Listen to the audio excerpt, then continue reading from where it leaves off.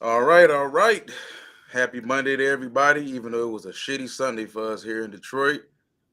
Our Detroit Lions fall to the Chicago Bears 28-13. Honestly, they probably should have got swept by the Chicago Bears this season, but we managed to pull out a miraculous win a couple weeks ago. Fellas, Mhm. I don't know where to start with this. This is a team that is currently sitting at 9-4. They're in real dangerous territory right now. They got a red hot Denver Broncos team coming in, even though I do understand the Broncos lost to Houston yesterday. But the Broncos, I believe, have won, what, 6 out of their last 7 games, I think. The defense has been tremendous ever since they got 70 hung on them by the Miami Dolphins. That Denver Broncos secondary has been shutting receivers down left and right. Cortland Sutton on the offensive side of the ball is hot. Jerry Judy's hot right now. But before we get into Denver, I want to get back to this Bears game. Ashanti, what were you thinking when, because the same thing happened. The game started exactly the same as the game did a couple weeks ago. What were you thinking when the Bears came out and marched straight down the field and scored a touchdown on the opening drive once again?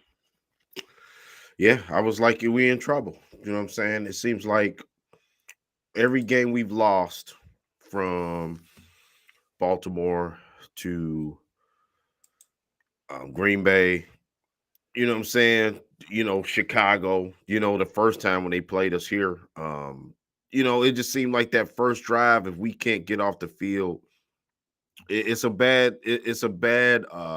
wave of what's to come, you know what I'm saying, for the rest of the game to me. It's always like, you know, we need to get off the field to start the game, I think, and get our feet up under us and don't seem like we're playing from behind from the start. You know what I'm saying? Because it's like that because the offense hasn't answered the bell here, man, within the last 4 or 5 games. You know what I mean? We didn't have this problem, I think, at the beginning of the season. You know what I'm saying? So much, you know what I'm saying? What where we was struggling to score. So now when you give up that initial first touchdown and first drive touchdown, it's tough, man. It's tough. It's already putting us behind the 8 ball to score on the next drive, because if we don't, usually the floodgates open up. When we get down, we have a lackluster first half, and then in the third quarter we've notoriously started out slow every second half of this season so far. I can't believe I don't understand that, you know what I'm saying, as well. But yeah, I think, Walt, the initial start is we haven't dictate how we want to play football, man, and we haven't done it in a while. And I think that's the problem. I think that the teams that we're going against, they've dictated how we're going to play. Remember, I've been saying it for 6 weeks since we played the Chargers, since they baited us to play their game, and we were lucky to get out of LA with a win, man, 41-38. You know what I'm saying? We were lucky to beat like you said, the Bears. That the first time around, you know what I'm saying? Because it's so difficult, when a team's got a head of steam and you're trying to get a stop and you can't, and then now you're giving the ball to our offense where, listen, Jared Goff is much maligned here in the city. Everybody, sees what we see, you know what I'm saying, on a regular basis. I see it as glaring. It's almost sort of like we're at a disadvantage. It's almost like if we can't run the ball, we're cooked, man. You know what I'm saying? And trying to run the ball patiently when you're down 7-0 in a blink is tough, Walt. You know that it's tough to, to directly hand the ball off. And I'm tired of seeing it. I mean, I seen it in this game with Jared Goff, and it's the play. I'm not blaming Jared Goff for turning around handing the ball up, but what I'm saying is that's not going to work, man. That style of football is not going to work now in the second half of the season, man. You know what I'm saying? When you already down, you got to get like you got to have a tone setter, okay, on offense, and we haven't seen that. Like, our offensive line has been getting pushed around. I mean, let's be honest, y'all. I mean, Penei Sewell, I think this probably been his worst stretch. He be getting offside penalty. You know what I'm saying? I've seen him not win as much as he usually win. It's just I think it's a combination of maybe not being talented enough. We know we're not defense. I'm talking about defensively, but in this, and then in the grand scheme of things, the offense. And I think we're at a disadvantage at the quarterback position, man. I really do because Yeah. I just you, it's almost like remember when the Pistons used to play and they always would say there it's 5 against 4 because Ben Wallace can't score, right? And it's almost like you got to go a little extra harder to make up the deficiencies of your teammate, right? Sometimes, right? But he would make it up on defensive end. Yeah. What I'm saying is we exert so much on the offensive end. I'm sorry, on the defensive end, and we can't get the job done. And then it's almost like if the defense can't do it, they know they're in trouble with the offense, man. To me, I seen a lot of frustrated guys out there this Sunday, man. Excuse me. I just seen a lot of guys that was frustrated. You know what I'm saying? I know every team goes through a bad stretch. Hell, look at Philly right now. Philly don't look like the juggernaut they did at the beginning of the season. You know, to be on the bright side of things. Um, Listen, Walt, I looked up some stats from ESPN. Analytically, the Lions still got a 76% chance to win the division. Okay. And that's doom and gloom. Okay. 96% chance to make the playoffs. And then they have a 70% chance of being a third seed. I mean, and those are good odds right now. Yeah. Those odds can go down the toilet if they lose the next couple games, but I mean, for me, I'm tired of seeing the slow starts. You know what I'm saying? I'm tired of seeing we can't score. I'm tired of seeing 3 yard passes. I'm tired of seeing turn around and hand the ball off to Gibbs 5 yards away from the line of scrimmage, and the man can't cook. I'm tired of seeing uh, a, a, a fumble from a guy just grabbing his shoulder pad. You know what I'm saying? Can you just wiggle? Can you slide? Can you do something different to just give your guy some more time? I'm tired of seeing a 3rd and 8 play go for 6 yards. I'm tired of seeing Jameson Williams wide open, and not get the ball. It's frustrating, man. You know what I'm saying? Because How about the play calling? you should, Are you tired of seeing on fourth down they decide to call a long ass fucking delay? yeah, yeah, hell yeah. 8 yards, gives 8 yards behind the line of scrimmage, and you call a delay and get that man killed in the backfield. Yeah. And Like it's yeah, it's crazy, man. And I sort of think that now Dan Campbell, people, I was talking to some people that was mad at Dan Campbell for going for, remember that 4th and 10, and then golf through the ridiculous pass. It was almost like a punt anyway, but Yeah, he had about 4 of them in this game. it's ridiculous. Four situations in the game where you can look at him as like, okay, is this team kind of following suit with you? Mm-hmm. And I'm not trying to kill this guy because he's turned a whole lot around with this organization, but in most cases, I mean, we're no different from any other NFL team. We go as our head coach goes. Mm-hmm. And it seems like once he starts to trail off a little bit, everything else starts to unravel. Like even I think the Cole Komet challenge. Yeah. Now I didn't see what they didn't Yeah, see or did see or whatnot. I'm not Tristan's standing on the sideline, Uh-huh. but watching it live, I said to myself, he caught that ball. Mm-hmm. Cole caught that ball, and they went and challenged it anyway. Now ultimately it didn't hurt, Mm-hmm.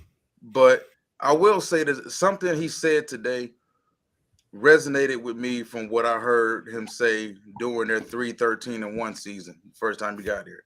He said it during the 3-13-1 season, and he also said it during the 1-6 start last year, and he said the same shit today. We have to be perfect because the slightest thing throws us off. I don't like hearing that. That doesn't sound like a good football team. The slightest thing shouldn't derail your whole damn team. Yeah. So Right. 3 But years into the rebuild, we still have to be perfect. So was that yeah. how do y'all take that? Was that, our quarterback is what it is, we have to be perfect for him, or our talent Can I take level this? still isn't up to par, so we have to play, perfect football? Because when in any Yeah. sport, when you lack talent, you have to be perfect. If you want to win at any We got sport and you don't have as much talent as other teams, you got to play damn near perfect. Well, yeah, I think you got keys on offense that you have to do. You got keys on defense. You got assignments, not just that not just your individual man assignment. You got zone assignments that you have to conduct. And I think when you blow an assignment or you're a little off, like take for instance, let's say if it's 3rd and 6, and Laporta needs 7 yards on a dig route, and he gets 6 yards worth of depth on the route. That little change throws off everything if he's the go-to man on that route, because he doesn't have his depth at the offensive sticks. He doesn't have his depth to move the ball forward.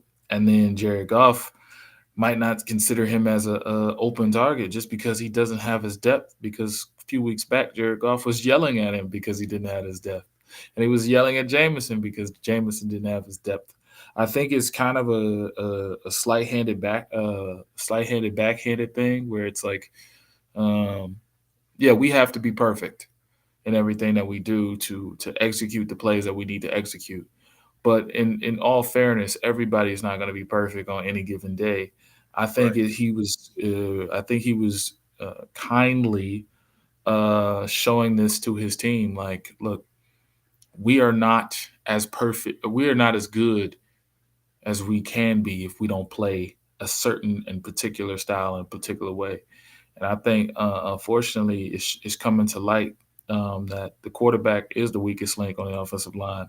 Now, granted, you didn't have Ragnow. Granted, you didn't have like you had a Wasaka out there. I don't know who starts in front of him, but you didn't have everything. But that shouldn't be an excuse, right? But at the end of the day, when you're down several players on the offensive line, when you're down a competent quarterback, you have to be able to play perfect because it covers up the flaws that we've seen all season. Yeah, it just would. Yeah. Tristan brought up a good comment, Walt. And they did. I was gonna say that they did call a perfect play. You know what I'm saying? The perfect play at that particular where they were at on the field, and Gibbs was right. If Gibbs would have been a touchdown, Gibbs dropped the ball. I know exactly what he's talking about. You know what I'm saying? You don't Yeah. fault Gibbs for that. Like, damn, if you just would have made the play, we would have scored. You know what I mean? It would have, made a 13-10 game into a, 13 14-13 game or whatever. So yeah, little stuff like that. And like you said, Dan Campbell, I think sometimes him going for it, remember I said it before, Walt. Sometimes it's to give the defense a breather, right? Look Yeah, at the drive chart. We went yeah, three straight 3-and-outs to start the second. It's inexcusable, man. And John Jansen, I hold him to high esteem because he did play. At least he played in the NFL. He kind of knows the hell he talking about. And he said this morning, he said you cannot have three straight 3-and-outs to begin the second half. You can't. You know what I'm saying? Because you're putting way too much pressure on your team when you don't even get a first down. He said your goal coming out of the second half is to get a first down. If you're the offense, to keep the chains moving, you had three straight, and that's the ball game. If the other team scores mhm. two touchdowns, you're done. You know what I'm saying? So I think that, and the problem is, I think other teams know the Lions' tendencies right now, so They figured they're it out. figuring them out right. So I think, is it fixable? Hell yeah, it's fixable. You can do within the scheme. It's fixable. That's what I mean. It's fixable on Right. offense. I think defensively, we are what we are. Y'all, we all know that. We did plenty of shows. The lack of talent, we know what we have. I don't think the Mhm. defense lost the game yesterday. I mean, they were good enough to win that game yesterday, period. You know what I'm saying? So, And That's the point I've been making yeah. recently. Like everybody wants to trash Aaron Glenn, Mm-hmm. but if you look at it for what it is, they've had games where the defense made. If you're going to give up points the way this defense gives up points and gives up yards through the air, you have to make those timely stops. They make timely stops. The offense just sputters and doesn't get anywhere. Yeah. And then you got to actually factor in the fact that this team gave in 2 games against the Chicago Bears, they gave them what, 7 extra possessions? Uh-huh. Yeah. Exactly, Walt. That's exactly How does right. that hurt? How does that help? Yeah. let, How does let that me help? let me Like, yeah, let me let me interject here. I know you about to speak, Ashanti. I'm sorry about that, but I just want to say, like, Aaron Glenn, I feel like the body of work is not consistent of a defensive coordinator of the caliber that I believe he is. It's not consistent enough to show that he is my guy. And when I take a look at the scheme and the people he has on defense, it's not befitting of what he needs to have. Right. So it's almost partial That's right. credit and partial blame. 2021, we had a volley of injuries. Denver ran on us for what, 300 yards? But last year, when we were in that stretch, that amazing stretch that everybody talks about, matter of fact, for most Detroit Lions fans, that's the season. Hmm. That 9 game stretch is the season. For some reason, I don't know why, but it is. But Carolina, 300 Yeah. yards of offense on the ground, 500 yards of total offense. This is becoming a theme where we just get blasted and blasted. And I put it on Aaron because he's been the most consistent person here Yeah. in terms of we fired the defensive line head coach or defensive line guy. We got a new guy, I believe, and then we fired Aubrey Pleasant. I don't even know where he is. I think he in like Morocco or something. And then we just had all this turnover, and then the players also just they're not. Jerry Jacobs is not a elite corner in this game. I think he's a nickel. He's just playing out of position, but I feel like it's just partial credit, partial blame. But I can't rock with the production I'm seeing out of Aaron Glenn. I'm not going to put him to the fire, but I'm going to say, bro, you need to get better. What up, bro, Detroit? I'm going to say, bro, you need to get better. But at the same time, bro, like you've been the model of consistency for an inconsistent defense.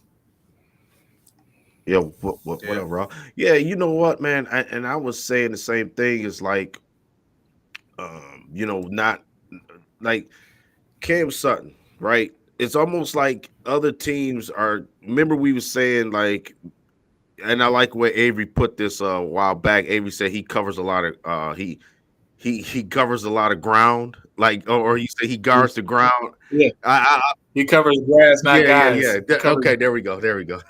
There were your words. But what I'm saying is with him is that it's sort of like they are avoiding him and then they just picking on Jerry Jacobs. And it's almost like it shows you how desolate we are at that position because they haven't changed that up. You know what I'm saying? I know he's got the 3 interceptions. That was early in the season. You know what I'm saying? When everybody was trying to figure everybody out. You know what I'm saying? Since then, it's been, a cook fest. You know what I'm saying with him. So not that I'm getting on Jerry Jacobs. He got a lot of fight. He do. He fight tooth and nail out there. I think, but like you said, his deficiencies are there. I do think, like you said, um, uh, AG putting Melifonwu in there was brilliant. I thought because Melifonwu helped in the run, man. I mean, he a big body guy who can be physical out there. You see, they're changing stuff around. They're doing some different things. I give AG more credit than Ben Johnson. Right? At least AG's trying. He said, "Man, I'm blitzing. I'm bringing 5. I'm bringing 4. I'm bringing the house. Sometimes I'm moving people around. You could AG's doing. I think exhausted everything he could give. You know what I'm saying? I feel like the No. defensive line needs to be more of a catalyst in the future. The defensive line needs to step towards a wide 9 approach and be more of attacking defensive line because I feel right now they're just kind of minding their system and they just staying effective with the gaps and they letting the edges be on the edge and do what they can. But these edges have proven to you that they can't show up. These edges have proven on a consistent basis that they are inconsistent people, and that's Aiden Hutchinson included. When I see Aiden Hutchinson doing the spin move that we talked about earlier, off show, doing the spin move, I'm like, bro, you got to get with TJ Watt.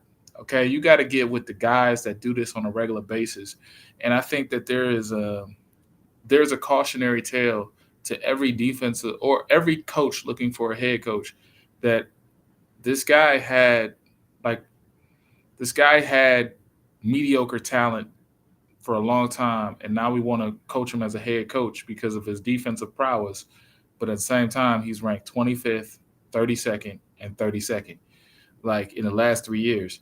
So I just feel like I want to give him credit because He is my guy to a certain degree, and that's only because of how he develops corners, and how he's developed how he's worked with corners in the past in New Orleans. I knew he was a competent guy in New Orleans, but this is unshakable. It's this defense is like it's like tossed salad or something back there. I don't know, and we're going to need more dogs from Brad Holmes. He's going to need dogs up front. And I agree with you. He's doing everything possible. We said stay away from them goofy ass zones. Last time I was on your stream, I said stay away from them goofy zones. Ashanti, I remember me telling me, hey, look, yeah, we need to stay away from them zones, get in more man. He play man, he started blitzing more. These guys getting built killed on the back end still. So I feel you, man. And it's so hard for me to like detract from Aaron Glenn, but at the same time, like, bro, got to get better. Yeah, and I mean, how much of it is the talent, though? I mean, I keep going back to the talent because me and Ashanti Mhm. spent the entire offseason hammering the nail into the board about the cornerback position. yep. We did Mhm. multiple shows prior to the draft on multiple cornerbacks, whether it was Gonzalez, whether it was Joey Porter Jr. and Clark Phillips, and even though Emmanuel Forbes had a rough season with Washington, but he's another guy Mm-hmm. that was high up there. We need Well, Wolverine on defense. yeah. Yeah. But yeah, man, I Yeah. think it's and we've gotten to arguments with people, Lions fans, about this particular topic. And you have some Lions fans who feel like, okay, Aaron Glenn has enough talent. That's BS. On the defensive side of the ball, it's not. Considering, Cam Sutton, decent player Uh-huh. from the Pittsburgh Steelers. The money he got from us, he wasn't guaranteed to get that from anywhere else. You brought in Emmanuel Mosley, supposed to be in a 1-year rental. Mm-hmm. He played 2 plays against Carolina and was gone for the year. You didn't draft a single corner in the draft. It seems like it's just all of this is on repeat because we discussed this before the season started that all of these deficiencies at some point in time will come back to bite this team in the ass. And it has. Because it seems to me it's like you exhaust so many resources on the offensive side of the ball, and you just want to go Walmart $3 bargain bin when it comes to the defense. Oh, we don't need any big name nose tackles or defensive tackles. We don't need any big name edge rushers. We don't need any big name corners. We got Kaminsky. He's one of our guys. He'll be fine. We'll coach him up some more. He's got another level to reach. Oh, Bugs will be fine. He's got another level. Those guys will be just good. The Quarles will be okay. They had multiple opportunities to upgrade this defense and didn't. And I'm right along with you as far as the 4-2-5. That 4-2-5 got to go. If you don't have the right defensive line, because everything is dependent on that defensive line. Too much. If you don't have a 3-tech, even though I do like Aleem McNeil, he's not the prototypical 3-tech at all. Right. That was supposed to be Levi Onwuzurike, and he's going to be gone at the end of the season, I'm pretty sure. So if you don't have a 3-tech that can create pressure next to a nose that can eat up double teams, and if you don't have those prototypical edge rushers, those defensive ends, guys who are 6'6", maybe 6'7", long, athletic, who can defend the run as well as hold their own pass rushing, you stuck. So it seems to me like as far as that defensive line, they got 4 guys that they just threw up there. Okay, you know what? We're going to run this defense, and this is just how it is. That's why I'm kind of glad they didn't take Will Anderson. Because they would have took Will Anderson and they would have completely misused him. And it's crazy, man, how they just ignored the defensive side of the ball, and now we're in a situation where, okay, it's all AG's fault. Granted, he plays a big role in this. He does. And there's a good chance he probably won't be back next season. I don't know. Maybe they feel like, you know what? The light came on and we need to go ahead and really get this guy some horses. But how much more are you planning on doing to the offensive side of the ball? And going back to Jared Goff, the quarterback makes a difference. Now, whether it's Hendon Hooker or they bring somebody else in, Look at okay, prime example. Look at Houston. Nico Mm-hmm. Collins and a few of those other dudes were there for 2 years prior to him. And what happened with Davis Mills? Davis Mills had that receiving core looking like none of them could play. Now Nico Collins is probably on his way to making a Pro Bowl. Mm-hmm. The quarterback makes a difference. We Yeah. can't throw. That's why I can't poo poo Ben Johnson that much because how much of him and his playbook is handcuffed because of Jared Goff. McVay said, you know what? I'm handcuffed with this dude. I can't open up my playbook and do what I want to do with him. He's decent. So what did he do? He got on the phone. He called us. You know what? That guy y'all got over there, I can maximize my playbook with him.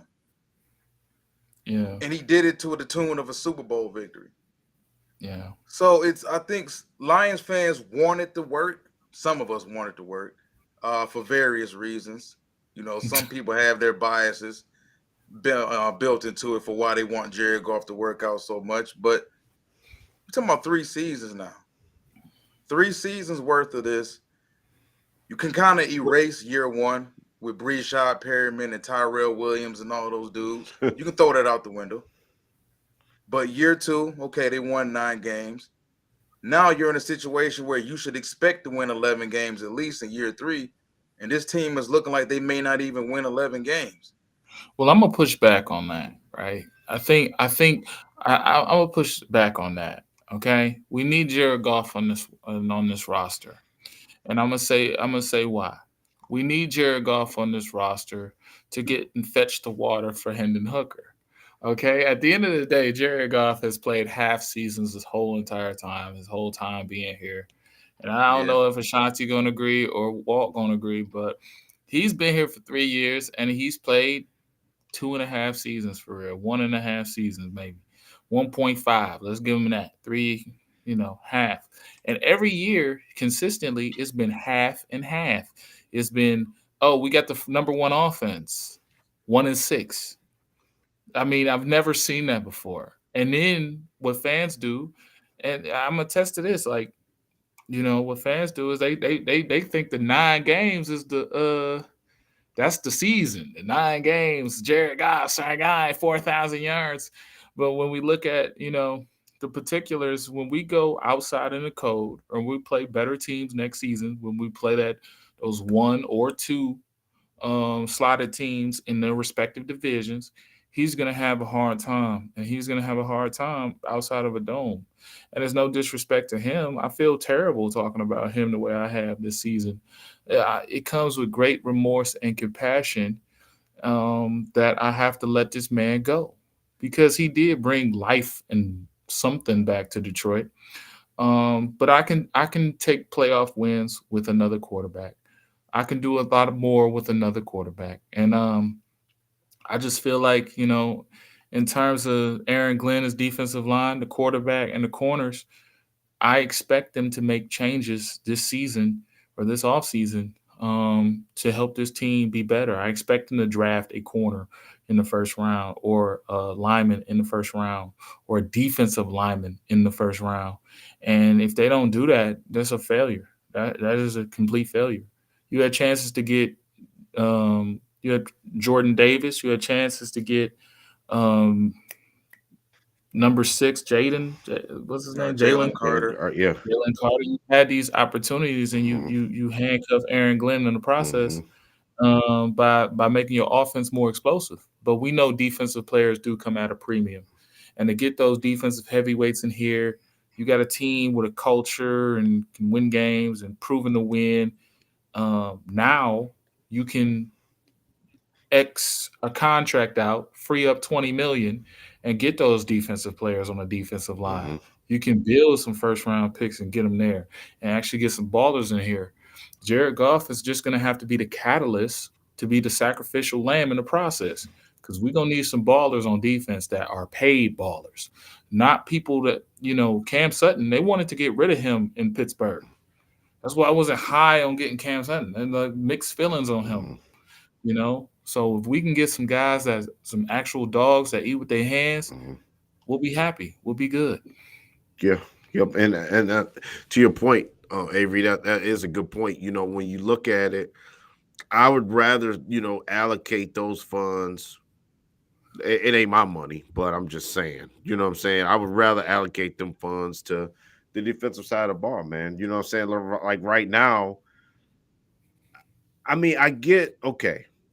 I don't know if Brad Holmes is thinking, you know what, we still rebuilding, right? Wasn't that one of the questions? We rebuilding. Maybe I don't want to get rid of my draft capital just yet to get one of the guys at the trade deadline. Maybe I don't want to give up a third right now. I don't want to give up a fourth right now. I get it. Mm-hmm. You know what I'm saying? Hell, we wasted a third on what Broderick Martin. I'm still pissed about that. You know what I'm saying? So man, it's so hard that we right on the cusp of being something special. We not Mm-hmm. there yet. We not there yet. But we we're not a contender, but we're not rebuilding either. It's weird. The dynamic is weird. And the only equalizer these other teams have if they have a quarterback that can make everything right. Because you could be like Kansas City last year. They were the 22nd ranked defense in the league and they won the Super Bowl, Walt, because they had the best QB on the planet that made up for any mistakes that they would make. That's what Dan Campbell's saying today. We can't go out there and turn the ball over 3 times and expect to win. Kansas City can do that. You know what I'm saying? Buffalo can do that. Other teams Mm-hmm. would. Not this season. Well, I'm Yeah. saying hell, they beat. Not the Chiefs this Yeah. season. Well, I mean, Mahomes has proven that that he can do it. But what I'm saying is, our margin for error is small. You know what I'm saying? And when you have a Mm-hmm. quarterback that's turned the ball over, that's just not hell. Yeah, the Giants won too. Yes. So the thing about it is you can I'm always like build your team up before you get any prime time play, like especially at court. Like, okay, what I'm saying is like at quarterback, like a lot of these teams get the quarterback and then the team ain't ready, right? I think that's what Stafford was kind of product of that. Say what you want about him, they had Stafford and they had Calvin Johnson, and then that was it. They had 2 years where they had like a They good. had some horrible draft classes too. Like we Exactly. went Well, through. yeah, then They had some terrible they classes. didn't build up the. I remember we took Nick Fairley.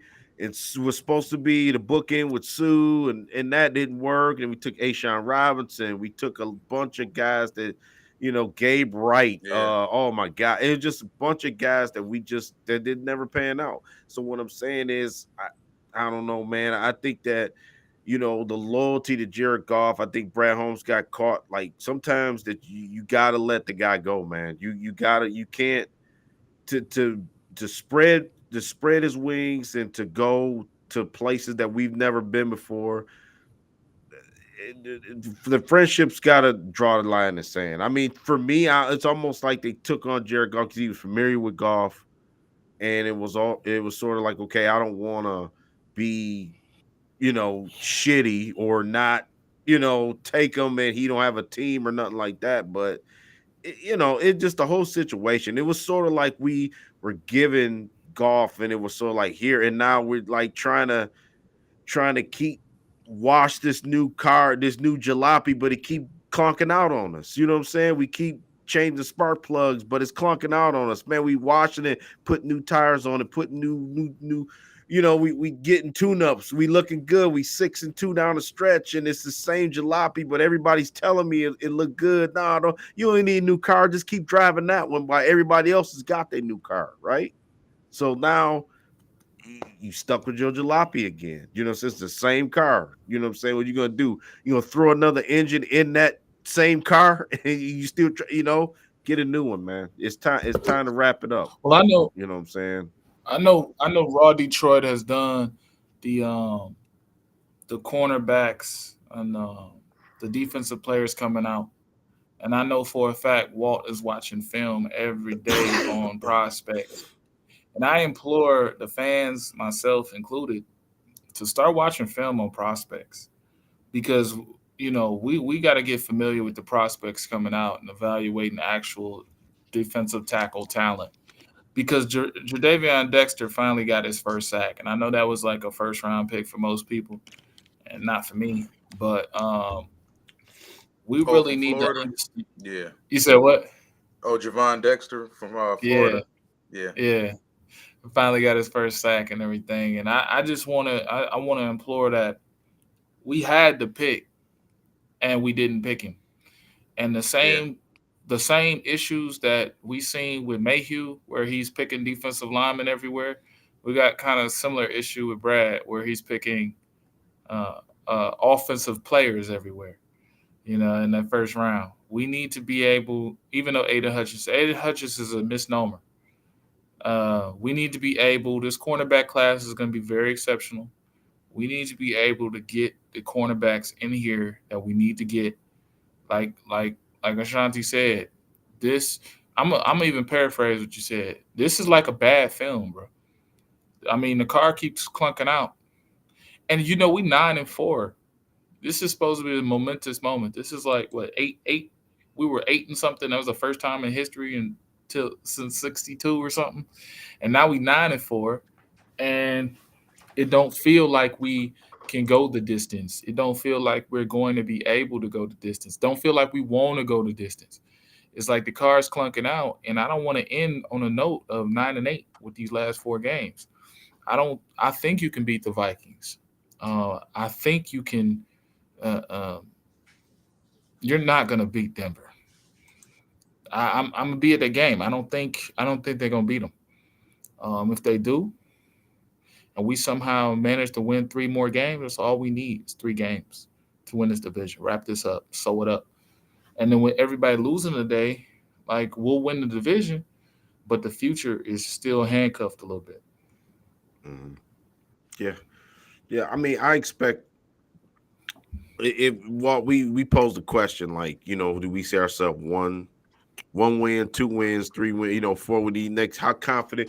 Let me ask you, what's your confidence level? Like, what I'm saying? These next, let's get off to Chicago right now. We know that it is what it Hmm. is. Let's just Yeah, move forward. Let's just take a breath. both times, Let's both times. let's see. Okay, the next 4 games. What is it, Walt? What's the solution? What's gonna happen? I hate to say it, man. Really do, because it would prove my prediction right that I had prior to the season of 10-7. I would say they win one more game. I don't think they beat Denver. I don't think they beat Dallas, and I think they beat Minnesota one of those 2 games. More than likely, they beat Minnesota the last game of the season here, Think so? and that's just based off of what we've seen since the bye. I understand the Charger game was super exciting and all the points scored and this and that, but if you look at this team for what it is, and you go back to even last season, who have they beaten that was legitimately good? Lions fans love to harp on, oh, we beat Chiefs. We beat the Chiefs. How good does that Chiefs win look right now? Yeah, they've lost 4 of their Because last Green Bay 5 beat them, games. and Green Bay beat them at full strength with Chris Jones and Kelsey. No Denver beat asterisk. them. Yeah, Yeah, so it's like, okay, a lot of Lions fans were hanging their hat on that Chiefs win. We beat Chiefs. We beat Chiefs. That ain't looking all that hot right now. How good does that Atlanta victory look? Well, How good does Carolina look? How good do the Saints look? mhm. Go back to last season. How good does that Jets win look? How good does that Giants win look? I mean, just being honest about it. And whenever you bring that up to some Lions fans, the response is always, "Well, you got to beat whoever's on your schedule." Yeah, but there's good teams on our schedule too that typically slice our throats, like the Dolphins did last year. Like it's crazy how. And you brought up 97.1 the ticket prior to us going on the air, and how on the 9 o'clock show they're super positive about everything. And for some odd reason, they keep lumping in. They don't lump in the 1-6 start though, but they love to lump in that those the 8-2 finish from a year ago, like the 1-6 never happened. Oh well, we won X amount of games out of our last 16. Like the second half of last season does not carry over to this season. This is a completely different year, and it's scary, man, because we haven't seen a full season of quality football from this team yet. The 3-13 in one season in year one, where damn near Dan Campbell was almost ready to freaking cry when they got to like 0-6 or whatever. And then people were talking about potentially firing him and this and that. And then you look at last season, how they started. They started out against quality football teams and lost all of those games, the 1-6 start, and beating Washington, but losing to Seattle and losing to New England in embarrassing fashion. And then down the stretch, once that schedule started to lighten up a little bit, you saw better quality football. So for me, I just question how good this team really is, because we raised the question of, what was it? Are the Lions rebuilding, or are they, overachieving? I think they're somewhere right in the middle.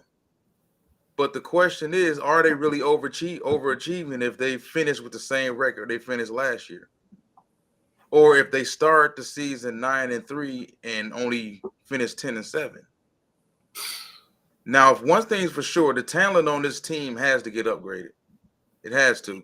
And they got a lot of questions to answer. You look at guys they got to pay on the offensive line, potentially.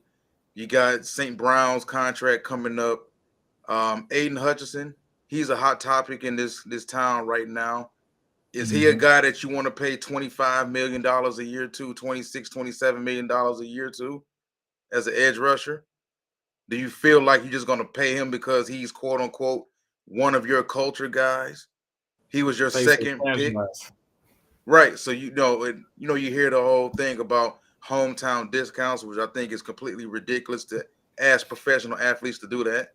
These dudes have wives and kids at home, and you asking them to take hometown discounts. I would never ask anybody to ever take less than what the hell they deserve, because you could be hurt at any time in football and be out of here, period. So, I mean, and you can't keep everybody. You can't keep everybody, and you're going to have to pay somebody. So I think this team right now currently they're closer to a crossroads than we think. And because Avery, you brought this up plenty of times about, if you do win this division, you got a first place schedule coming next season. And in the NFL, there is no, oh, we'll be fine next year. No, that doesn't always happen that way unless you're a really, really good quality organization. The Chiefs can feel that way. The Eagles can feel that way. The 49ers can feel that way. The Baltimore Ravens can feel that way. Yeah. We don't reserve the right as Lions fans to feel that way because we haven't accomplished shit yet. There's no, oh, we'll be fine next year. We don't even have a damn playoff appearance with this regime yet. And fans are talking about, oh, don't worry, we'll be fine next year. we don't know that. The NFL stands for not for long.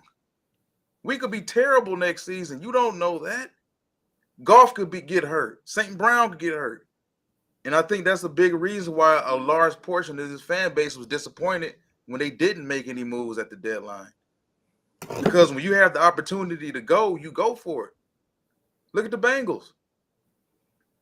After Joe Burrow and the Bengals got there against the Rams and lost 23-20, everybody assumed they would just be right back. Haven't been back. Burrow hurt now. Bengals playoffs hopes are pretty much flushed down the toilet. Aaron Rodgers won that one Super Bowl over Pittsburgh and never took his ass back. And as great as he played in that playoff run, if you would have told me Aaron Rodgers would never see another Super Bowl, I would have thought you was crazy. You're not guaranteed to go anywhere. Now, like I said, if you're the 49ers who earn that respect, they're a classic built franchise. They've built their team the right way. The Philadelphia Eagles have done it. The Ravens have done it. You can possibly feel that way, but this team right here isn't built yet. They still got a lot of holes, man. Right. And I just don't think this team is going to be the same next year unless they start getting more talent. Man, I can't read that. Oh, I'm sorry. They're saying DeVito is the people's champ. Yeah, They, they beat the Packers. Yeah, man. Just get back like what you said. I do think somehow, some way, we gonna win this division. The getting back to the win thing for me. Um, if I had to, if I had to say, yeah, just coming in the Denver game, it don't look good. But I'm just gonna say this. I think that it's gonna be a playoff atmosphere. Avery, you gonna be at the game. It's gonna be a playoff atmosphere. You know how it is. It's place gonna be crazy. Um, this the game for me, man. You know what I'm saying? This is I want to see It's how. the biggest game of they whole Yeah, regime that's what I here. was gonna say. The Dan Campbell, Aaron And Glenn. Jared, This is a crossroads for them. I really do believe that, because if you don't win this game, it's possible. Like, because we know the situation with the Cowboys. We know Minnesota, scored 3 points and won a game yesterday. So I want to playoff atmosphere. I think the Lions can take the Broncos. I really do, man. Now I'm not doing a prediction yet. I mean, that's how I feel today, because I feel that that's still a team that did give up 70, it and just I makes me and, so and I excited. do. man, that was 2 years ago. Yeah, It feel like it was 2 years yeah, ago. right. And it's almost like Broncos got a lot of talent on the defensive side, something we don't have, right? But I do think the Lions will find a way. I think they can't keep playing shitty like they've been playing. It's going to be a I don't know, cutoff, but man. not this week. I don't think that the season's going to end like on that sorrowful a note like that. I don't believe that, man. I don't believe it. Not yet. You know what I'm saying? It will, but not yet. I mean, because if they don't win Saturday, you 9-5, staring at Green Bay with favorable schedule going down the stretch here the last 4 games. But it did hurt Green Bay. They lost tonight because everybody was saying they was going to run the table, and they already lost one. So it Exactly. you know what I'm saying? I mean, it's still like it's not a guarantee yet, but I feel confident that we can some way muster up the the ability to win this division, man. Like you said, the wins that we won, the combined record for the NFC South is 19-33. Somebody brought them up and said, "Oh, well, we swept the NFC South." Well, they 19-33 respectively. You know what I'm saying? The whole division. So that's not saying much at all. You know what I mean? For me, I want to get back to run control as give Jared Goff doesn't have to play outside at least the rest of this season. You know what I'm saying? At least the rest of the regular season, excuse me. So that's another thing for him. It's all about being comfortable. You know what I'm saying? And I know uh we can't change the situation right now. We gotta go with what we have, right? Um and until the curtain comes down on this season, is what we got, man. You know what I'm saying? And I think that the Lions, they can change some things up. It's going to be interesting to see how they respond after they listen. They haven't played good in 5 weeks, whatever it was, since they haven't played well since the Chargers game. That's the last time I think they actually played a decent game. But yeah, and I see somebody. I was thinking that too. I think who is this Joel that said the Lions and Rams wild card? That would be very super interesting. That would be interesting to play the Rams in the playoffs. I think that would be actually pretty funny. Actually, I'd be scared to death of it because Stafford ain't got nothing to lose. Nothing. You know what I'm saying? They giving him a gunslinger mentality like that. To come to Detroit and play in a playoff game with. I think, man, that'll be walking the tightrope, man. You know what I'm saying? That would be like playing with fire right there. I seen another scenario where we could play the Vikings again, like we were playing 3 times in 4 weeks, which I really don't know how I feel about that because it's sort of like that's not good to play a team 3 times in 4 weeks. You know what I'm saying? Like something stupid or crazy could happen during that. So Yeah, you know what I'm saying? There's something quirky can happen in that scenario. But if you look at it, Wall, you look at the playoff seeding. This morning I see Pro Football Focus. It was 49ers had the number one seed. Number two, the Cowboys, ironically, sitting in number two with uh, with the Packers at number seven, and then it would be the Lions in the third seed against the Vikings at sixth seed, and then it would be Tampa.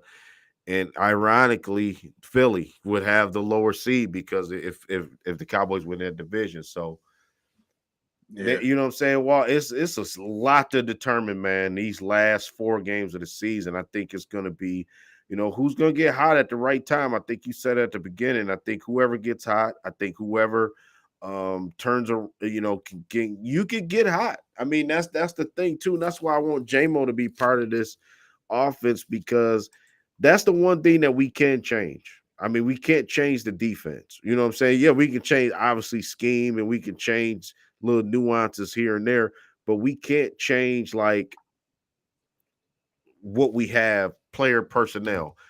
Offensively, I think Jameson Williams is still a guy. I've been saying it since he's been back. And if he could, become a weapon in one of these couple games coming up, man, and really like be another part of this team where other teams have to defend us, that's something where it could win us a game or two. You know what I'm saying? I think that's our only chance. To sneak up and well, how maybe frustrating is that? it's frustrating as The, hell. the fact that they spent that pick on him and can't seem to get him the ball at all. Yeah, it's frustrating. It's frustrating. And then seeing when he does get open, it's always underthrown. He always has to turn back for the ball. Stop. Everything Yeah. is short. It's crazy, man. Hmm.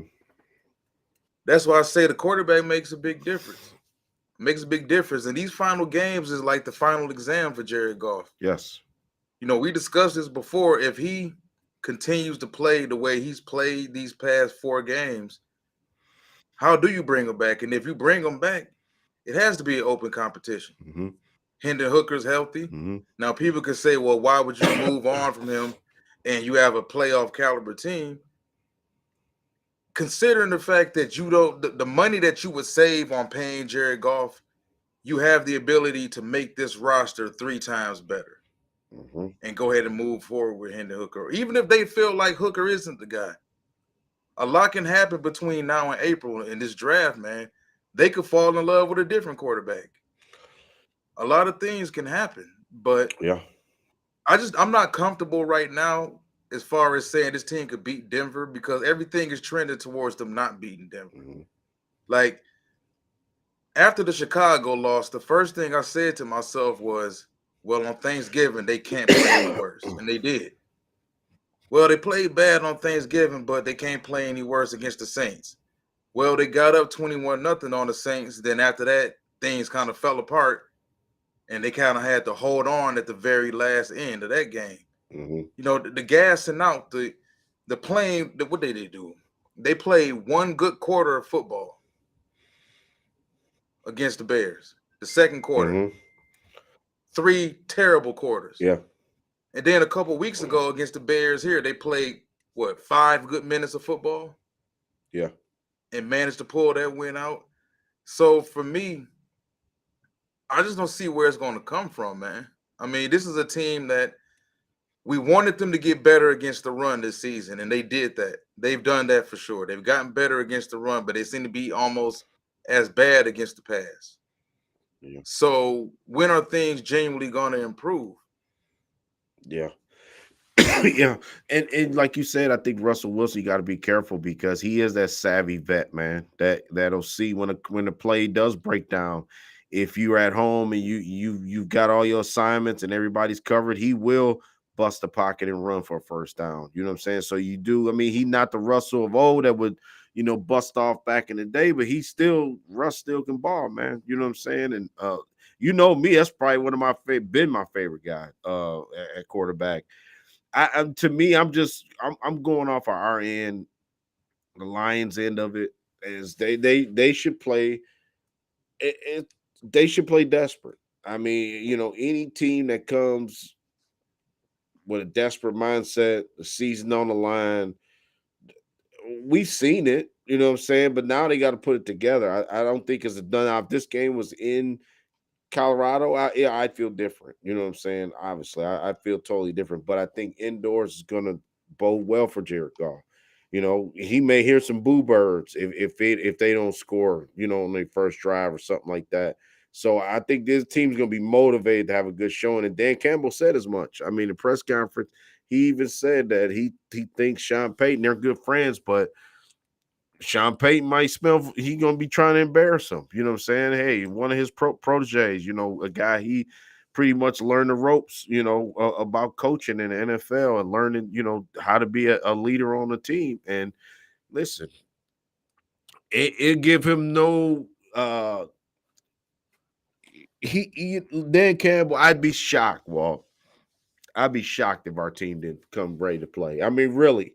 I mean, I'm gonna give us a little credit and say when our backs have been against the wall, we have performed well in these type of moments. You know what I'm saying? I don't know how. I mean, it may not be a dominating performance. I could see us winning, a 2-point game or something, or a 3-point game or something like that. But I'd be shocked. And then if they do come out flat, or they do get, dare I say, they get blown out or something like that, then me, I'm hard on the coaches, man. And I'm looking at the coaches now. I really am, because you can't squander a lead like you had, all year, and then when it's winning time, you're not ready to play. That's coach, you know what I'm saying? Is his message getting? Are they tuning them out already? You know what I'm saying? Is that rah rah?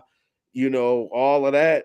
Are they already tuning them out? Yeah, I was thinking of that too in myself. Like, are they to the point to where now they saying, listen, whatever, that type. You know how it is. You know what I'm saying? When the I don't think that's happened though. yeah. I think they peaked, and I think that's something a lot of people haven't really thrown out Excuse there me. as a possibility. Mhm. If you look at this roster, especially defensively, and you look at the talent we have on offense, the margin for error is really small. We do have an elite offensive line, but offensive lines get hurt.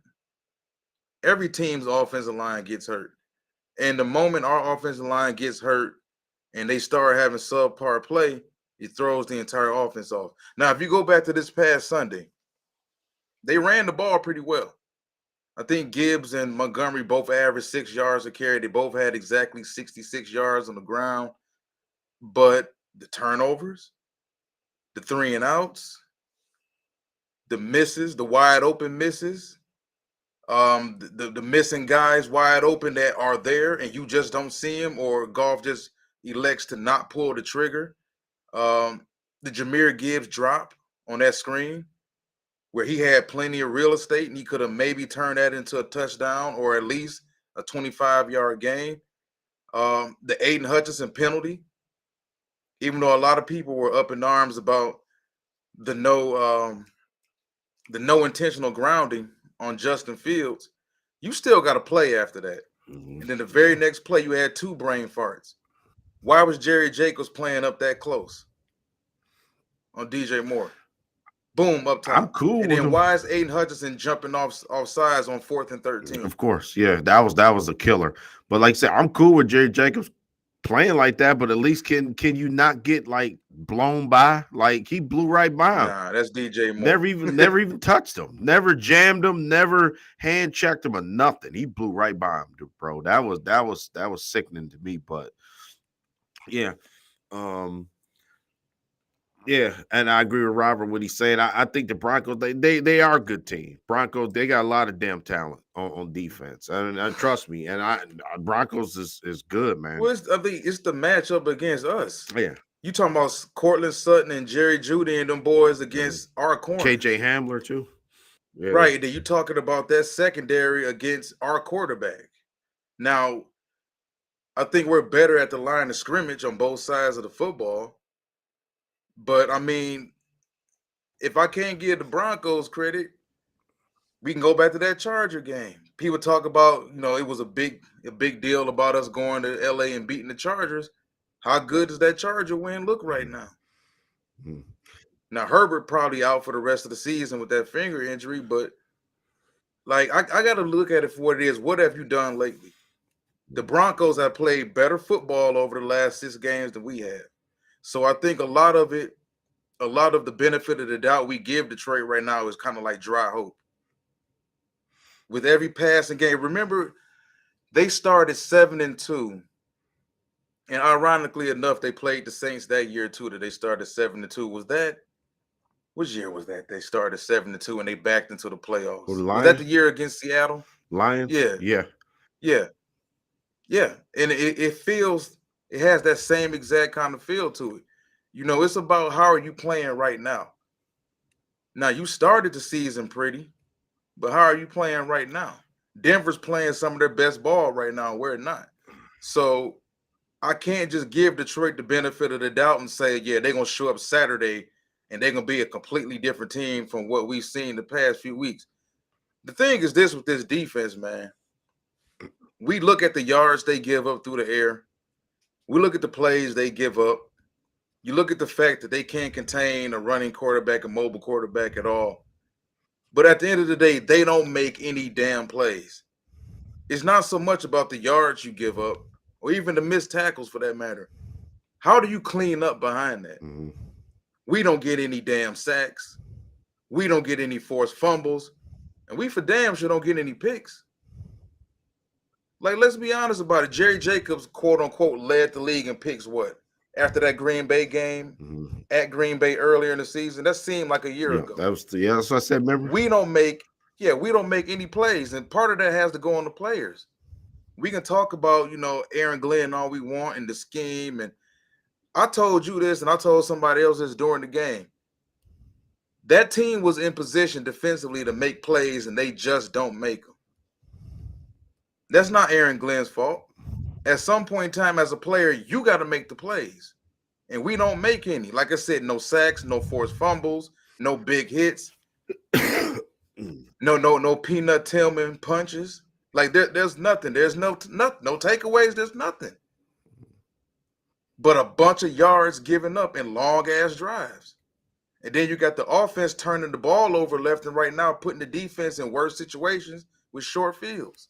Yeah, yeah. So I mean, like, so are they supposed to automatically Saturday start getting picks? Are they supposed to go out there Saturday and get 7 sacks or whatever? Like, is that something we can expect? Because we haven't seen it What if at what if it's all. a shootout? What if we win the shootout? You know what I'm saying? That's what I'm thinking. Uh, The offense, listen, we've been on ice. That offense been on ice for weeks. Okay. I mean, I, the Broncos was 1-5 this year. But now that you know what I'm saying? So I think they beatable. I don't think that they're a juggernaut like that. But what I'm they saying, beatable, but can we beat them yeah, that's what I'm saying. I with think the it way we've been and playing? yeah, in the circumstances that it's gonna be this game's gonna be played under, like I said, it's gonna be electric downtown. I think, you know what I'm saying? I think in those kind of situations, the Lions do have an upper hand, you know what I'm saying, sometimes. But it's on the offense because okay, like you said, all the pom circumstance, you got everybody hype, everybody coming to the game. It's on the offense to you get the ball or the defense, well, depending on who gets the ball first. Like you said, like we were saying earlier, like okay, you can't elect to go out on defense first, right? In a game like this coming up, and then give up 7, then you in trouble. You know what I'm saying? That this is a game where if Russell Wilson and company come here and they try to, move down the field, the very first drive of the game, crowd going berserk, that changes everything if we can get off the field. You know what I'm saying? If he comes here, scores a touchdown immediately, and just like Lamar Jackson did against us, just like Justin Herbert and the rest of the guys that we've had trouble beating, then it's gonna be a long night. You know what I'm saying? I just think that um yeah, I think to answer Tristan's question, I do. I think the Lions offense can. I think they're due 21 and 21. to have a breakout game. Like whatever that means, everybody gonna take it and run with it. But what I'm saying is, we have seen this team perform well at home. You know what I'm saying? In games like this. Now, not so much this year because they lost to Seattle at home. You know, we lost to Green Bay at home. You know, we've had some lackluster. The Raiders game wasn't really. We got away with that one because the Raiders didn't have a quarterback. Basically, we scored 26 points. They ain't have a coach You know what I'm either. saying? We scored 20. Remember that game? It was 26-14. I think we had 4 field goals, something ridiculous like that. We couldn't score. So the offense has to come to the party Sunday, in my opinion. Can I interject? Saturday. Go ahead. Look, I know I just came from the bathroom, but Mm. I had y'all on a loudspeaker, and I just want y'all to know, whatever happens this season, whatever narratives pop up, remember we were right. They're not going to tell you it was right. Hey, I predicted the whole 2021 draft, 2022 draft. I predicted 5 players off the 6 picks. They did not care. They gonna swing to the tune. I remember right here, Lions Avenue. That's the only reason I came on the pod, because Lions Avenue, before y'all was banned, before y'all was the band channel, I was saying to Jared Goff, and we came in, we said what we said, and now everybody running with it. The culture is the mind, the brain trust is starting to shift. And I wanted to say to y'all that this is the point I'm trying to make, is that subscribe to these guys' channel, man. All right. If you seeing this on Spirit of Detroit podcast, don't ask me where these guys are coming from. I am featuring real talent on this channel, just like Raw Detroit featured me, just like Micro Mike featured me, just like Syndicate before he went crazy featured me. I am featuring real talent. Ashanti and Walt, very good guys, humble guys. They know what they're talking about, and they well studied. This guy right here, he invests in himself. He goes to the scouting combine, scouting He leagues. amazing. He scouts Yeah, players. Walt's amazing, man. Yeah. Right. Turn me into a scout. Ashanti. Man, Turn me into one, bro. I might a Mhm. little bit. Hey But man, listen. Let's yeah. talk about the elephant in the room before we get off here though. So Okay. so Jared Goff, how major does he have to be down the stretch for this team? Major. Because if you look at these stats now, and this is what I found really strange, man, is that, and it's not just him, because I think quarterback play around the league has been down this season overall. Mhm. But when you're in the quote unquote MVP candidate race with just 20 touchdown passes, that lets you know that the bar is set kind of low. So, damn, a QBR 58.4, that's terrible. Mhm. So, at the end of the day, man, like, what are we stuck with right here? Well, Because if things do go sour, and I don't want to see this happen. We discussed this numerous times, man. For this team to potentially lose out and miss the playoffs, that would be beyond heartbreaking for this fan base. Beyond heartbreaking. Even for me, to go 10-7, even though I predicted they would go 10-7, I had no idea they would start 9-3. So to end up only winning one more game of these final 4, where do they really go from here? well, I don't. I'm gonna make sure I would say this right. Okay, I don't think that. Hear me out. I don't think it's as bad as it seems. Only because I've realized what we have. I know that we're, you know what I'm saying? I know that we're players away, okay, at certain key positions. We're players away, you know what I'm saying? And it's not a bad thing to be like, okay, we're players away, but we winning. So the whole rebuilding, or are we overachieving? That's a valid statement. That's a valid question. With Jared Goff, what I know what we have. I mean, I'm not expecting much, but what I can say this, we have seen glimpses. Okay, we've seen glimpses of him play. What was it, 356 snaps of The hell with not this. throwing an interception. Okay, I'm just saying. I don't give a damn about what Gator talks Yeah, about. but now I don't. Oh, the streak, the streak. I'm just saying. I'm just saying. I'm Look, just. I'm pissed, bro. We not better than Jacksonville. Uh, you said Lions Jacksonville. They had to play each other. I Oh, mean, if we start talking about rebuilds and comparing rebuilds, Jacksonville could potentially win their division We can and beat make it to a Jacksonville right second now. straight playoff mhm, with Trevor Lawrence mhm. Yeah, I thought he was hurt. in a tougher AFC. I don't know. For me, this is what I feel. If you look at the other quarterbacks that's just going to be in the playoffs, even if Minnesota somehow backs in the playoffs, Kirk Cousins is hurt. And I've been saying at the begin from the start, Jared Goff had to be the best quarterback in this division to for the Lions to do anything. Now I think that Jordan Love has got some confidence. It's different. It's different when a confident player is a dangerous player. Period. I don't care what sport it is. You know what I'm saying. And right now, we're witnessing a quarterback who's lost confidence. You know what I'm saying? For whatever the case, for whatever the case may be, whatever the reason, who knows? I'm not in his head. I'm not paid to care about what's in his head. But what I'm saying is, right now, golf could take us division title, playoff win, and I think that's where it ends, man. I mean, I'm just being honest. That's as far as I think we can go. You know what I'm saying? I hope he proved me wrong. You know what I'm saying? I'll be the first to come on here and say, you know what, I was wrong. But I want to see it Well, happen. so I want to ask you this because Tristan put up here: Are we above schedule? Yeah, are we above schedule? Question But mark. yeah. Yes, but given the early season success, this has been disappointing. I can't even say they're above schedule because you go from 3 wins to 9 wins last year. You should keep trending up and be at 10, 11, maybe 12 wins. So by year 3, where are we supposed to be if we not at 9 wins? 6 wins?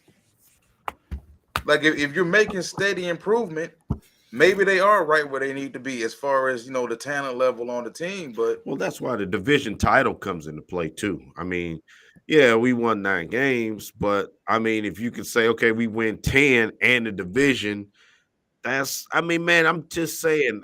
To me, remember we did show, and we was like, we know the secondary sucks. So remember we was bummed out about who we didn't get in the draft, cornerback wise. I was after the whole Jalen Carter yeah, thing, and we said, man, if we got 10 wins, we'd be lucky to get there. And that ain't even like a loser mentality. That's just like if you can win 10 games for what we have, I think we doing good. You know what I'm saying? We can say it's a successful season or whatever. So, but like you said, given the fact of how we started to end the season 10-7 would be kind of a disappointing. But for me, just the stink of not ever winning the division since it's been called the NFC North, man, it's kind of embarrassing. You know what I'm saying? So you kind of want to get that label, and you kind of want to, get that out of something. We've checked the box on that, man, because that's ridiculous. We've never won the division since it's been NFC Yeah, North. So yeah. So I got something to add to that.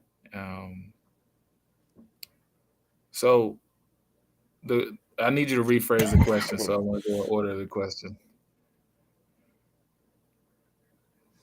what as far as Jared Goff. Yeah. Oh, what does he need to do? Yeah, Oh, okay. Yeah. down the stretch. Okay. So down the stretch, he approximately his deal is going to be his new deal is $45 million, approximately, right? And that's Daniel Jones money, so he probably want 50 million, $60 million. Okay. And if 45 million is the benchmark, every game is going to be worth 6.2 million. And I need you to win the next 7 games. Oh, wait, there's only 4 games in the season, Avery. You can't do math. No, I actually think ahead to the new year. That's another thing I do on this channel. Think ahead to the new year. Y'all don't be talking about the new year until the new year come. Not y'all, the fans. Anyway, he needs to play for six. Every game is 6.5 million. Every game 6.4. Every game, and then on top of that, On December 31st, I need Jared Goff to pray. What happens December 31st? The Packers play the Vikings. And Hmm. whoever got the hot hand, they need to lose. So you might be rooting for the Packers on December 31st. You might be rooting for the Vikings. I don't know who you're going to be rooting for. But right now, you like 3 games up in the division. You shouldn't be rooting for nobody. So if it comes to that, you haven't played to your 6.4 million per game. There's dudes in the world that's money minded. I don't know if Jared Goff is, but when I got a supermodel wife and I want a life and I want the new Maserati, new car, you better play like your life depended on it. Okay, you can't play for this backup spot. You can't go out there and try. Yeah, we're gonna get to it. No, you got to play. I want to see him wired up. Okay, I want to see him wired. I want to see him galvanized, guys.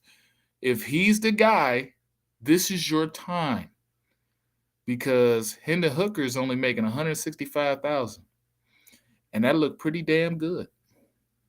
That looked pretty damn good to fix the lights, the cabinets, the pipes, the windows, Ford Field.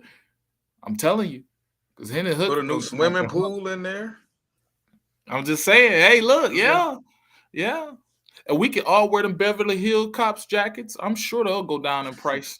Okay, we all them prices will go down. We got a quarterback. We can actually all the prices will go down. But he needs to play to the level that he thinks he is, and I think that's the key for Jared Goff moving forward. If you elite, Motor City Mania. If he's elite, he's gonna do. If he's now, it's time. 7 games. No, I no, need to see a Super no, Bowl. no, no, I need to no. see a Super Bowl. No. He's only elite when they're playing well. Ah! Wait, hold But on, as hold soon on. but no, no, hold up. Everyone around him is responsible for his elitism. But when he fails, it's everybody else's fault. And that don't come from him. Just remember That that. never Just come remember from that. him. That come from his fans. It's never Jared's fault. Just remember that. If We've heard Jared was people like that, say he needs a better offensive line. We've heard people say he needs more weapons. We've heard a lot when it comes to catering to Jared, man. And let's just be honest about it. If you're elite, now this season, like I said, the quarterback play this season overall has been kind of down. You could say it's the parity. We all know how Tom Brady feels about this league right now. There's more parity in this league than ever. and that's good. Yes. That's good. And for this team, who we all felt like, okay, you know what, prior to the season, Aaron Rodgers is gone. Jordan Love thrust into the starting quarterback position for the first time in his career. How's he going to perform? We all knew that the Minnesota Vikings lost a lot of players over the offseason, got a little long in the tooth. You're dealing with a guy like Kirk Cousins, who was probably on the last year of his deal, maybe on the way out. He got hurt. The Chicago Bears were still rebuilding. Is Justin Fields the guy? Is he not? Is Eberflus going to be fired? Everything was set up for this team in Detroit to win. So for them to not win the division, or even if they do win it, like I said, 10-7 looks terrible. It looks terrible considering what the situation was set up for you. So I don't know, man. I don't see how you can honestly pay Goff What about 10, 6, respectably. and 1? But what if? But look at this. But look at this. I think the matchup. We got to look at it too. The matchup that could be pending here.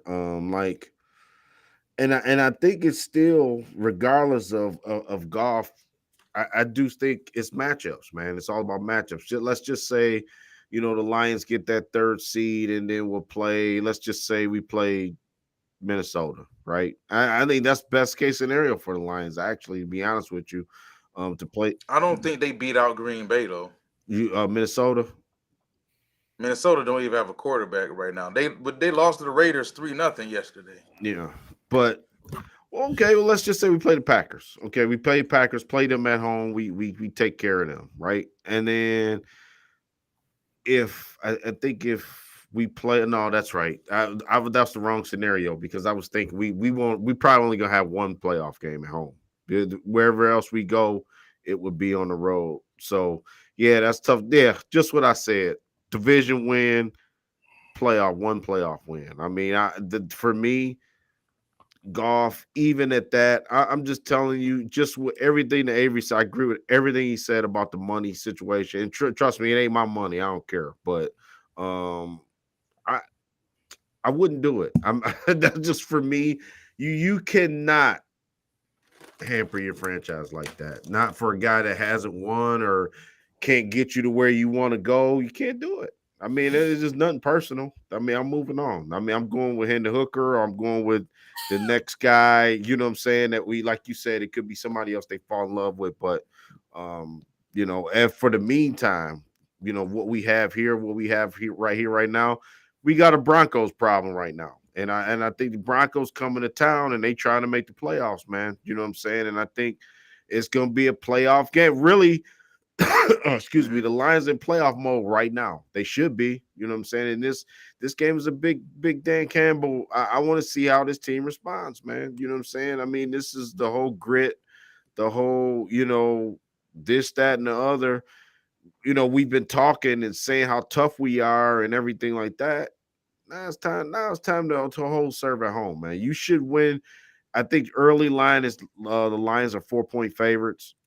Vegas thinks the Lions should win the game. I do too. I mean, I think that, yeah, of course they got Patrick Surtain, one of my favorite guys. They got a lot of guys on that defense that I do like.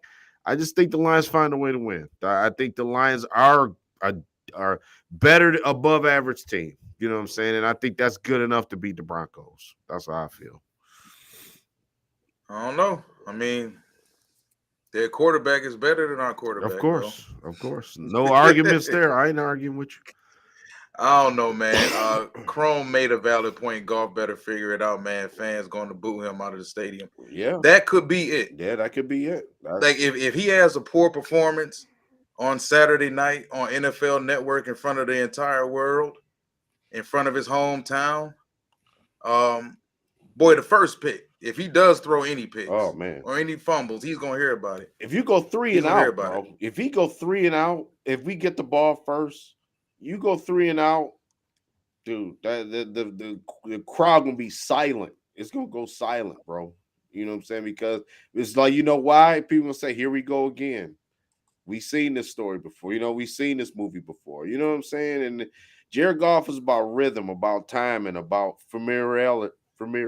You know what I'm saying? He needs everything to go his way, or it's gonna be like a snowball effect. You know what I'm saying? So, shout out to Robert Spadell. Yeah, I won't watch one game if Goff get $50 million for any reason.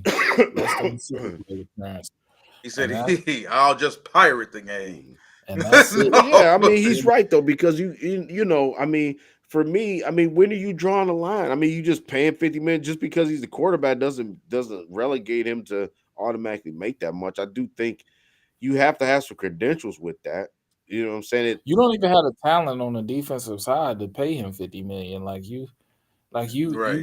gonna be like, you're gonna go out there with Kaminsky's everywhere. Mm-hmm. You already got Kaminsky's everywhere. Now it explains the Kaminsky's everywhere. Yeah, Kaminsky's and Jamal Agnew's and Nevin Lawson. Yep. He's our guy. Hey, I bet Bryant Westbrook. Hey, Kamish was out there. Kamish showed more fight than a lot of them cats out there. Kamish was out there. You know who I need on the Lions right now? I need Starling Thomas. He got a job still. They ain't want him. They ain't want him. Cardinals. He went to Arizona. Yep. Started day one. Yep. So, well, yeah, we had to wrap this bad boy up, man, because my voice starting to go. But, so it might be just a backhanded question. We've been kind of saying it already. I mean, what's your concern level? Like, with this, do you think, let's just say the bottom falls out, right? I'm really concerned because they don't force any turnovers, and you don't just start forcing turnovers out the blue. Like, okay, if you're a bad defense, this defense ain't as bad as last year. Let's just say that last year was like touchdown after touchdown after touchdown after touchdown. They make stops. They play decent enough in certain games to win. But it seems to me like, and I go back to Aaron Glenn, people who just straight up hate Aaron Glenn, they turn a blind eye to every damn thing else. They turn the blind eye to all the Jared Goff's turnovers. You ever notice if you get on social media during a Lions game, it's like they be salivating, waiting on the defense to do something bad. You won't hear shit about Goff and them turnovers. But anybody with common sense can see that, okay, you giving our defense short field after short field. Even outside of the turnovers, the going for it on fourth down. How many times have we gone for it on fourth down in our own damn territory and turned it over on downs? So now you expecting Aaron Glenn to bail you out of each situation like that too? Sorry about that, AG. You're taking over at your own 15. Stop them. Like, like how often do you expect the defense to actually stop that? I'm worried. I'm big time worried. I've been worried all season because they can't, outside of a tip here and there and a Brian Branch interception, they don't go and take the ball away. They don't create any easy possessions. And on offense, they don't score easy. We got to work and manufacture every touchdown we Yeah. get. If you take a look around the rest of the NFL, you see, whether you watch Red Zone every Sunday like most of us do, even some of the weakest teams in the league still get gimme touchdowns. A 58-yarder here, a 60-yarder here, a 70-yarder here. We don't manufacture any easy points at all. What we've been talking about with the Pistons forever. They got to work for every point they get. They can't shoot, and they don't get any easy buckets in transition. So if you're forced to just play half-court offense all the time, 5-on-5, like you're playing in the backyard against your uncles, how do you expect to score? You know, it's funny. So yeah, I'm worried. My worry level is at a 5 right now because I don't see them turning anything around just out the blue like that. Yeah, it's gonna be like my man Joel said, a winning record. We know what that means. And I remember the Pistons back at the beginning of the season. The Pistons they went toe to toe with Miami in Miami and lost by 1 point and stuff. A missed point. And I remember I was in the spaces on Twitter and I was talking to people in the spaces. They're like, yeah, we got a playoff team on our hands right now. We got probably 4 teams go to the playoffs 0-20 later. 0-20. Fans said AG over Monty Williams every day. Yeah, look at the money. Yeah, man. It's, winning cures a lot.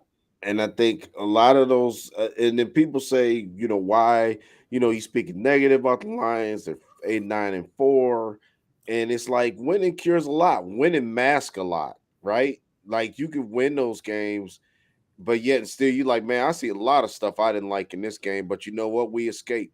You know what I'm saying? We escaped with a win.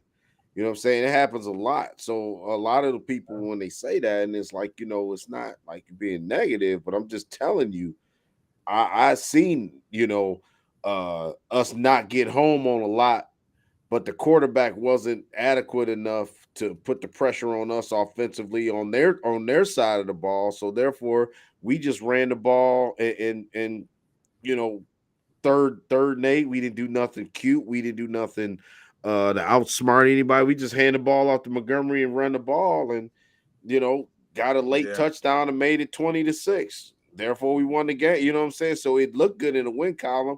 It shows us 1-0. It shows us 4-2. It shows us 5-2. But these problems been here, with this team. You know what I'm saying? The stuff that we kind of talking about. It's been the turnovers. I think that's been more eye-popping, than anything. When Dan Campbell, he kind of said as much too today. Like, if we don't turn the ball over, X, Y, and Z got to happen for us to be successful. Okay. He said, we're not good enough. Basically, he was saying we're not good enough. When we do X, Y, and Z, we turn the ball over, you're going to lose. You know what I'm saying? So I agree. Not even against bad teams. Yeah, Dan. Because he tried to give the Bears credit. But he did. If you look at the Bears yesterday, man, even Fields makes plays with his legs. Fields' accuracy is all over the place, man. Especially on them out routes, them outbreaking routes. Yeah. He hung DJ Moore out to dry so bad on the most basic ass deep out. Yeah. And then he had about 3 of them where he sailed them. So it's like, are the Bears that good, or is it just that at this point in time in the season, the defense is done? I will say this: the Bears' defense has gotten better as the season unfolded, but Fields didn't do much special outside of the typical Magic Randall Cunningham / Michael Vick runaround stuff that he does to us. But outside of that, that dude is still a work in progress throwing the football.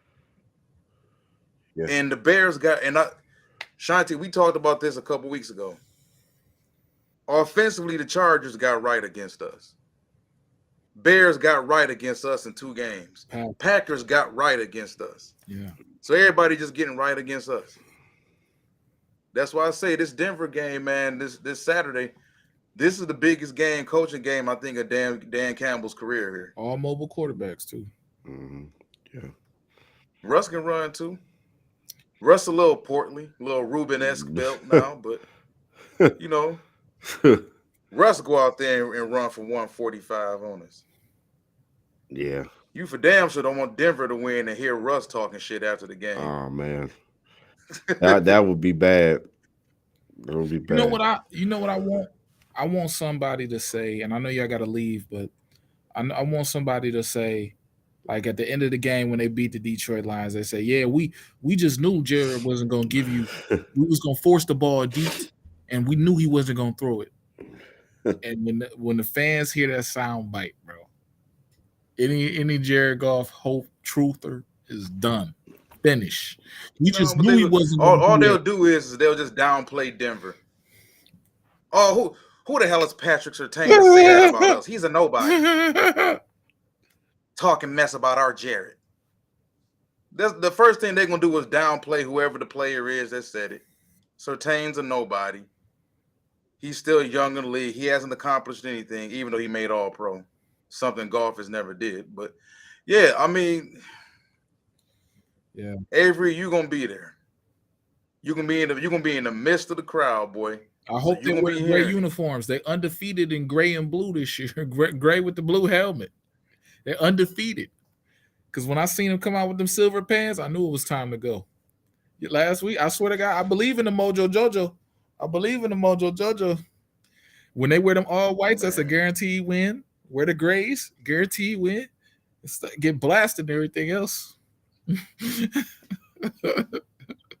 everything else, even the black uniforms. They ain't even threw the black boys on. They ain't threw the black boys on in a minute. Yeah, they need to remake that. We'll buy it up. I'll tell you that right now. But right, man, we done had these people for an hour and a half, man. Let's go ahead and get out of here. We'll be back Saturday morning to break down this Denver-Detroit game. Oh, Lord have mercy, man. Hey, I'm here, baby. I'm here, man. I love it, man. I'm relaxed, man. I'm relaxed. Well, I know why you happy and relaxed. Yeah. Listen, man. I like being right. He's Avery 4 games away from draft talk. Yeah. Oh man, y'all silly, man. I hope that man, it'll break this town heart, man. I don't want to see that. if you thought like, even when they started the season undefeated, well, after the Seattle loss, they ran off some wins, but you were still hearing Lions fans call in on the radio talking about SOL this and SOL that. How can you look at those types of fans if the bottom falls out this season? you can't even really look at SOL Lion fans and say, you know what, you're wrong. I don't want to see that, man. As much as I don't want to see Goff here long term, I for damn sure don't want to see this team start 9-3 and just bottom out. I'm gonna call my dad. He one of them SOL fans. Those mother. Oh yeah. Yeah, one those mother. I knew they couldn't do it. I said. Yeah. But it's been a great stream, guys. It's been an amazing stream. Remember, Walt. Remember this guy right here. He gonna be big. This dude right here This dude amazing, okay? He ain't just no play-by-play stat guy. He know what the hell he talking about, what he talking about. And I say that because he don't just agree with Walt. He actually got points to convey when he disagree. And a lot of these YouTubers Mm-hmm. just yep. But these two dudes right here, you can find them on Facebook. Plug your stuff. Go ahead, Walt.